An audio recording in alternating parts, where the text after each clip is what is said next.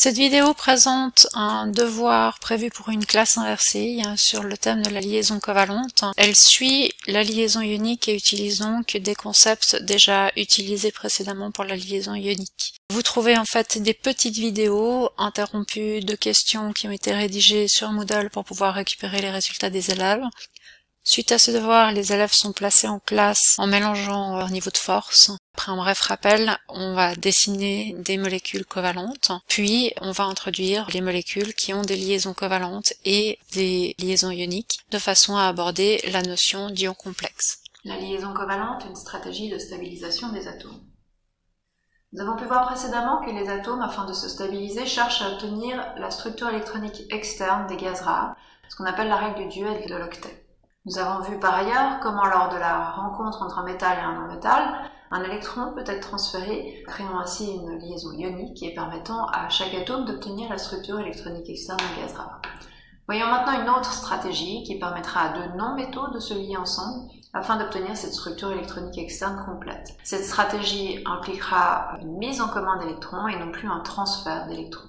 Prenons l'exemple de deux fluors. Leur électron célibataire sur la dernière couche les rend particulièrement instables. En associant ces deux électrons, il est possible de former une paire, et les deux atomes pourront la partager. Cette paire gravitera alors autour des deux noyaux, elle créera une liaison, et on pourra observer la formation d'une liaison dite covalente, ou covalence, valence pour liaison et co pour mise en commun. Chacun des atomes profitera donc de 4 paires d'électrons sur sa dernière couche, même si l'une d'entre elles est en fait partagée avec un autre atome. Comme précédemment, nous représenterons les atomes à travers leur structure de Lewis. La paire partagée sera donc dessinée entre les deux atomes.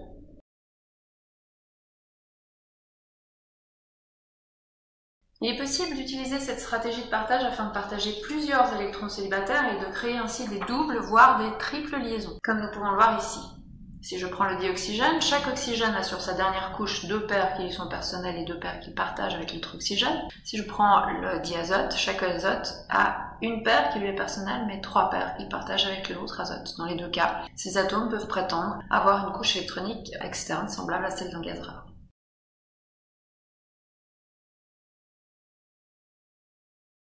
Examinons maintenant ce qui se passe en cas où nous associons des éléments différents.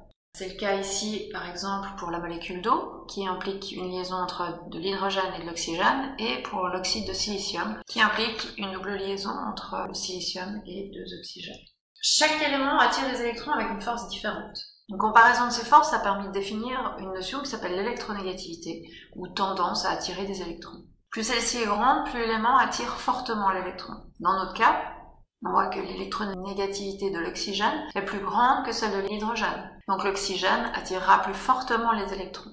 De fait, la liaison ne sera pas partagée équitablement.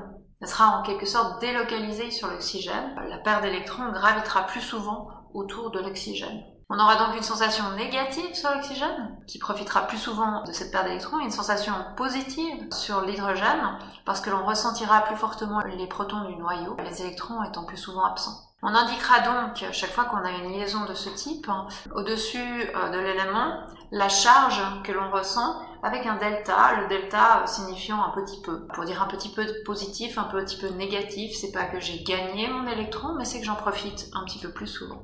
Dans le cas de la molécule d'eau, on le fait donc pour la première liaison, un delta plus et un delta moins autour de cette liaison qui est partagée de façon inéquitable. Et puis on doit le faire également pour la deuxième liaison, un delta plus, un delta moins.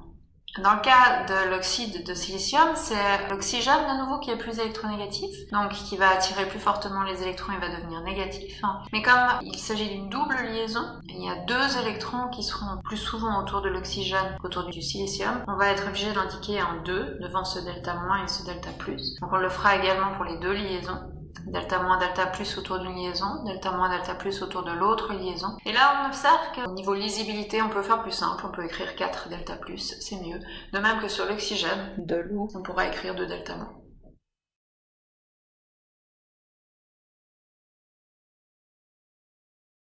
Nous venons donc de voir une stratégie qui peut être utilisée pour ressembler à un gaz rare et obtenir plus de stabilité.